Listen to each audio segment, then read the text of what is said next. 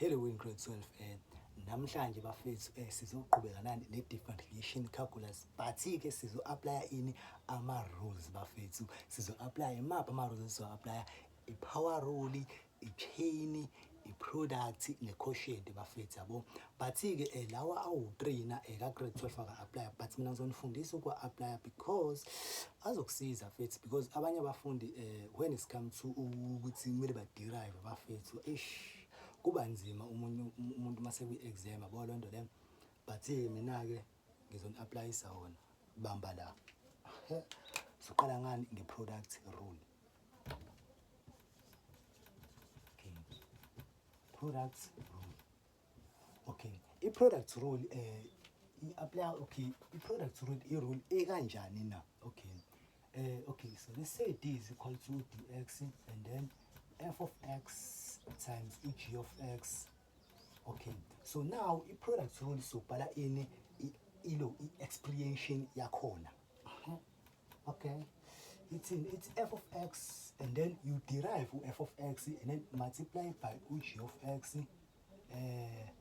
plus what? Now f of x times g of x and then you derive ubani g of x wakho. Mase derive g of x wakho, i-example ngizokwenza example njengokuthi okay 3s squared 2. Okay, if u3s squared 2 kanje and then you apply the rule, you apply in a rule and then it's like this 3 times x to the power of 2 wangani. Yeah, okay, so let's apply the rule then izoba kanjani na? Okay, 3 and then siyamderive ulontuzana. Okay, it's 3 times and then u3 okay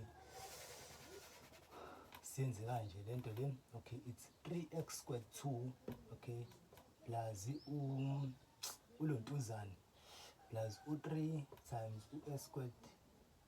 Okay, this will be u2x, yeah, and then u3 na if umderive uba ubani u0 because in a number yabo, so which means uzobani u0. Okay, 0 times x squared 2 uzobani u0, so which means and then 3 times 2 shoots sinobani sino 6x.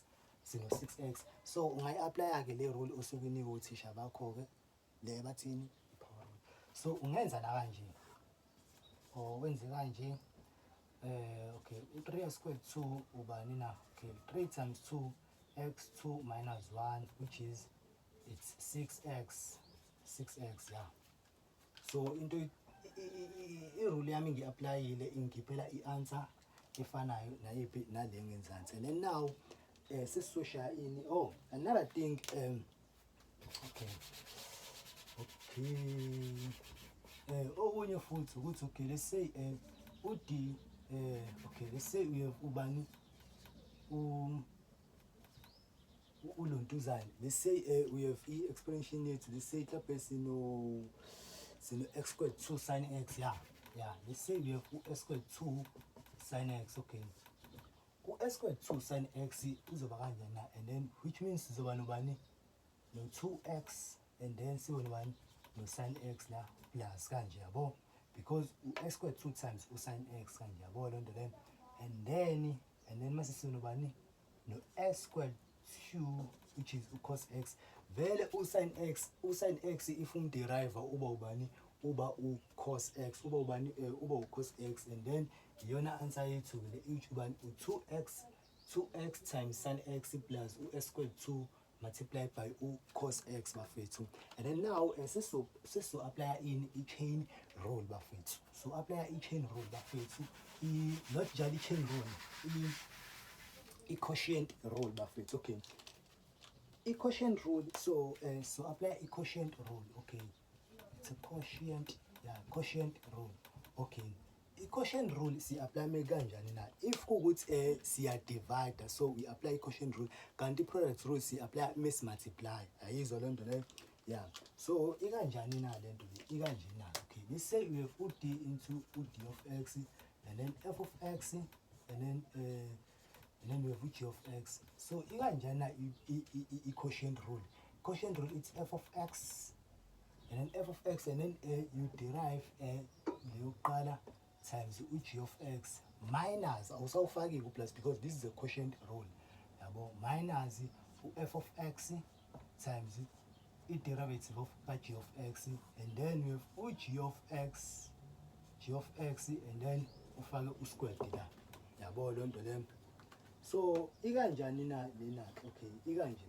Let's say we have s squared 2, okay, so let's say we have s squared 2 to the 3x to the power 5, okay, s squared 2 3x to the power 5, okay, so s squared 2, we have s squared 2 now, we have 3x to the power 5 minus s squared 2 times 3x to the power 5, and then all squared, which is 3x kanje. Okay, so now u2 sizomderive u-s squared 2. Mesimderive s squared 2, we have 2x times and then times u3x to the power 5, yabo, yeah, minus, and then we have u-s squared 2 la, and then we derive u-g of x, which is u3x to the power of 5, and then uzobani mesimderive u3 times 5, and then x 5 minus 1, and then 5 minus 1, and then this one is gonna be u3x5 kanje times u3x5 kanje, yabo, yeah, and then okay, 2 times 3, which is 6x again, and then that's no 1 value la angani ingakho if ku 2x kanje kusuke kuno 1 osukhona la, but ke ngeke uzuboneke wena yabo lonto le, but njengoba ufundiswa yimina ke uzoyazi lonto le, yabo. Okay, so that's one no 6x, okay, 5 plus 1, which is 6 la, yabo. So if you multiply and then if you multiply and then our powers we are plus, yabo, yeah. Okay, so that's gonna be 6x minus, okay, 3, okay, so and then 3 times 5 is 15 times the 1, which is it's 15x, okay, and then 2, and then obviously now to salabani u4 la, so uzobani u4 la, okay, and then so 2 plus 4, which is u6 kanje, yabo, yeah. Okay, 3 times 3 it's 9, okay, 5 plus 5 it's 10, yabo, yeah. Okay, so now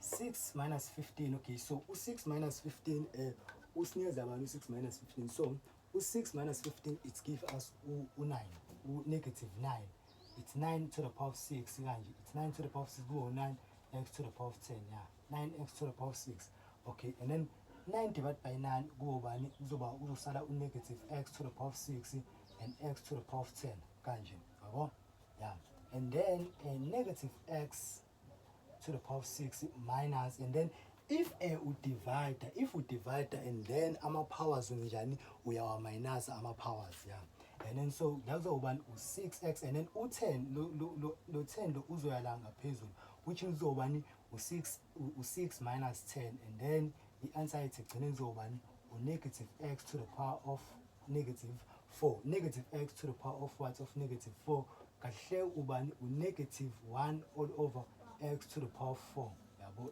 ingaba na kanje, yabo, ibe negative 1 to the, yabo, yeah. So idibhala kanje noma kanje is up to you, my friend, yabo, yeah. Okay, and then enye indlela futhi ongenza ngayo,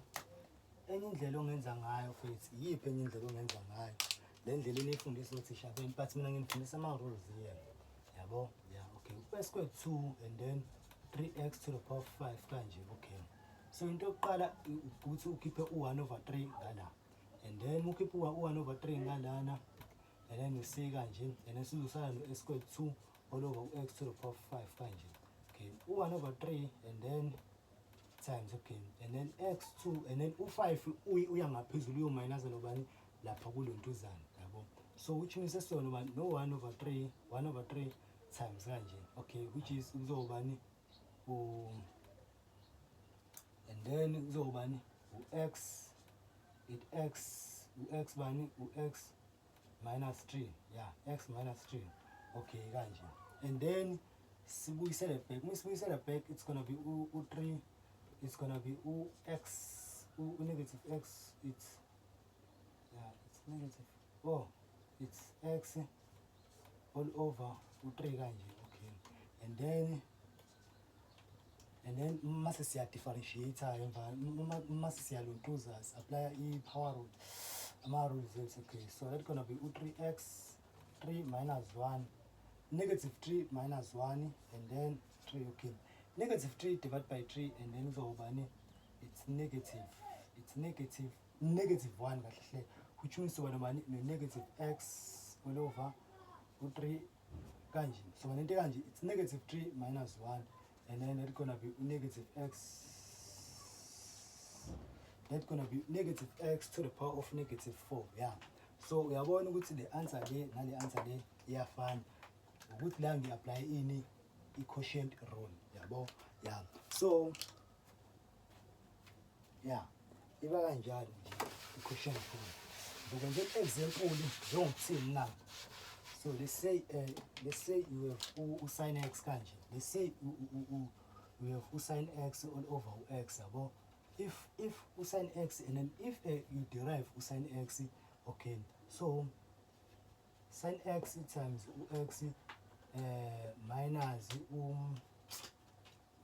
ulontuzana minus sin x times x and then x 2 kanje. Okay, so you derive about sin x. If you derive sin x, it's cos x times x kanje minus, okay. And then sin x value kanje sin x, okay. If you derive x and then x which is banina x ulontuzana u1 x, yeah, x 1, so which means asemfake, you know, and then x squared 2. So therefore so one x cos x minus sin x divided by x squared 2 yona answer yakho le. But ke lena ke nizofica elontuzeni emavasithi ke leyo x where usuku derive x, yabo, uzofica nje elontuzeni evasithi leyo. So since wena ungumfundi wenza umatric, awuyidingi le nto le, awudili nalento le, but isimple, yabo, isimple ilula nje. It's a primary school level le nto le, it's a primary school level bafethu, yabo, yeah. But ke sothini-ke, okay. And then sibe ne product rule, okay. Sibe ne product rule. So sibe nani ne product rule.